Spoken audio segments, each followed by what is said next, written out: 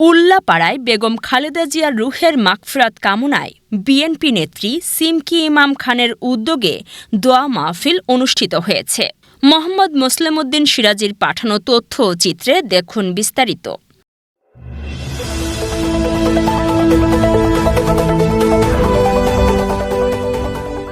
উল্লাপাড়ায় বিএনপির চেয়ারপারসন, গণপ্রজাতন্ত্রী বাংলাদেশ সরকারের সাবেক ৩ বারের প্রধানমন্ত্রী, গণতন্ত্রের মা দেশনেত্রী বেগম খালেদা জিয়ার রুহের মাগফিরাত কামনায় বিএনপি কেন্দ্রীয় নির্বাহী কমিটির সদস্য, সিরাজগঞ্জ জেলা বিএনপির সম্মেলন প্রস্তুতি কমিটির সদস্য ও সিরাজগঞ্জ জেলা বিএনপির উপদেষ্টা অ্যাডভোকেট সিমকি ইমাম খানের উদ্যোগে দোয়া মাহফিল অনুষ্ঠিত হয়েছিল।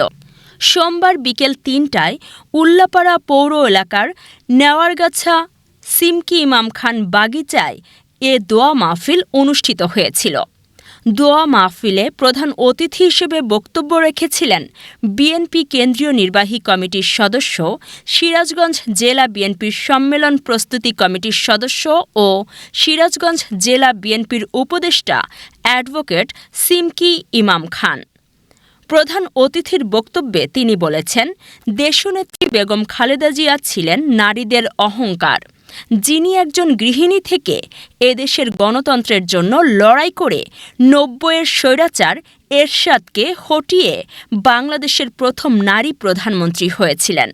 এটা কোনো সাধারণ ব্যাপার না। নারী প্রধানমন্ত্রী হয়ে এদেশের নারীদের ভাগ্য উন্নয়নে নিরলসভাবে কাজ করেছিলেন। নারীদের শিক্ষার প্রসার ঘটানোর জন্য বিনা বেতন ও উপবৃত্তির ব্যবস্থা করেছিলেন। তিনি আরও বলেছেন, দেশনেত্রী বেগম খালেদা জিয়া পরিবারের কথা কোনোদিন ভাবেনি।